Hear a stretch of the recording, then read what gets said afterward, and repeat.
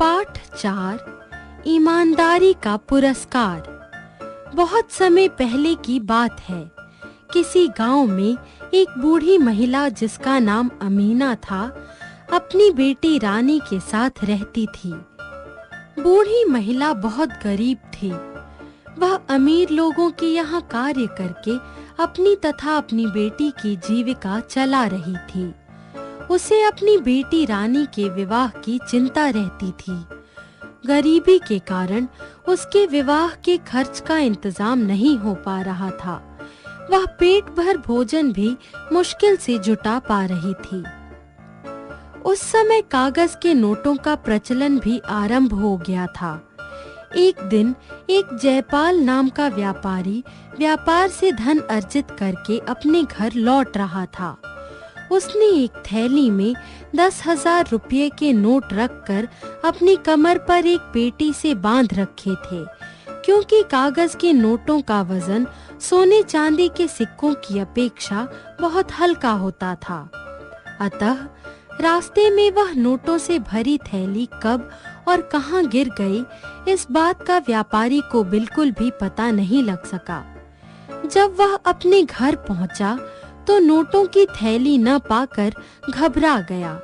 उसकी प्रसन्नता दुख में बदल गई। उसने अपनी नोटों से भरी थैली बहुत ढूंढी, पर उसे नहीं मिली। जब उसे थैली नहीं मिली तो वह राज दरबार में पहुंचा और उसने न्यायाधीश से थैली खो जाने का सारा वृत्तांत कह सुनाया। न्यायाधीश ने जयपाल की इच्छा अनुसार राज्य मंत्री से कहकर ढिंढोरा पिटवा दिया कि गुम हुई थैली को वापस करने वाले को 500 रुपये का पुरस्कार दिया जाएगा। व्यापारी बहुत दुखी था, क्योंकि यह 10,000 रुपये उसकी साल भर से अधिक की खून पसीने की कमाई थी। वह बूढ़ी महिला अमीना किसी के घर से कार्य समाप्त करके अपने घर को जा रही थी। वह अपने ख्यालों में गुम चली जा रही थी कि उसके पैर की ठोकर उस थैली में लग गई। अमीना ने उस थैली को उठाकर देखा तो इस थैली में इतने सारे नोट देखकर वह घबरा गई। उसके मन में तरह तरह के विचार आने लगे, लेकिन वह एक ईमानदार महिला थी। दूसरे दिन अमीना ने घर का काम जल्दी जल्दी समाप्त किया और राजा के दरबार की तरफ चल दी। उसे पुरस्कार के विषय में कुछ पता नहीं था।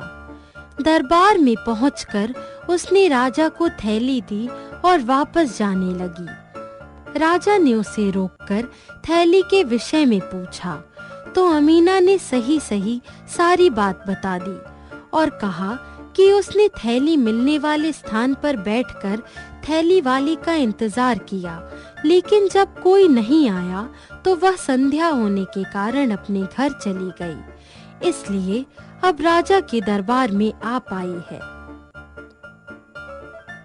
अमीना ने राजा से कहा, मैंने रास्ते में मिली थैली आप तक पहुंचाकर अपना कर्तव्य निभाया है। अब मैं घर वापस जाना चाहती हूँ। वहाँ मेरी बेटी अकेली है, वह मेरा इंतजार कर रही होगी। राजा ने अमीना से और भी कई प्रश्न किए, जिसका उसने सही सही जवाब दिया। राजा यह जानकर कि वह महिला गरीब है तथा इस वजह से अपनी बेटी का विवाह भी नहीं कर पाई है, राजा उसकी ईमानदारी से बहुत प्रभावित हुआ। राजा ने अमीना को आदर से बिठाया तथा एक सिपाही को व्यापारी को बुलाने भेजा। व्यापारी के आने पर राजा ने वह थैली दिखाकर उससे पूछा, क्या यही तुम्हारी थैली है? हाँ, व्यापारी ने कहा। राजा ने उसे थैली देते हुए कहा कि थैली खोलकर गिन लो कि तुम्हारे रुपये सही सलामत हैं या नहीं। जयपाल ने थैली खोलकर रुपये गिने और राजा से बोला, महाराज, यह बुढ़िया बेईमान है। मैंने इस थैली में 10,500 रुपये रखे थे, लेकिन अब उसमें 10,000 रुपये ही हैं। राजा ने अमीना से पूछा, हे औरत, क्या तुमने इसमें से 500 रुपये निकाले हैं? महाराज, मैं 500 रुपये क्यों निकालूंगी? इस थैली को उठाते हुए मुझे किसी ने भी नहीं देखा है। यदि मेरे मन में बेईमानी होती तो मैं खुद ही थैली अपने पास रख सकती थी। आपको वापस करने क्यों आती? अमीना ने कहा। राजा ने जयपाल से पूछा, तुमने जब शिकायत की थी तो 10,000 रुपये लिखवाए थे। महाराज, उस समय मैं भूल गया था। 500 रुपये मैंने इसमें बाद में रखे थे। जयपाल ने कहा, इसका मतलब है कि ये थैली तुम्हारी नहीं है, क्योंकि तुम्हारी थैली में 10,500 रुपये थे। राजा के कहने पर मंत्री ने जयपाल से वह थैली वापस ले ली और महाराज को दे दी। उधर अमीना अपने ऊपर व्यापारी द्वारा झूठा इल्जाम लगाने पर रोई जा रही थी। राजा ने उसे अपने पास बुलाया और कहा, यह थैली इस व्यापारी की नहीं है।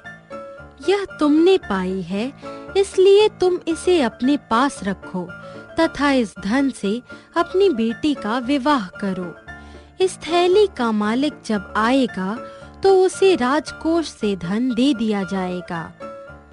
व्यापारी जयपाल ने लोभ के कारण अपने 10,000 रुपये भी गंवा दिए तथा बूढ़ी महिला अमीना को उसकी ईमानदारी और सच्चाई का पुरस्कार भी मिला। शिक्षा। ईमानदार और सच्चे व्यक्ति का सदैव सम्मान होता है तथा सभी उसका विश्वास करते हैं।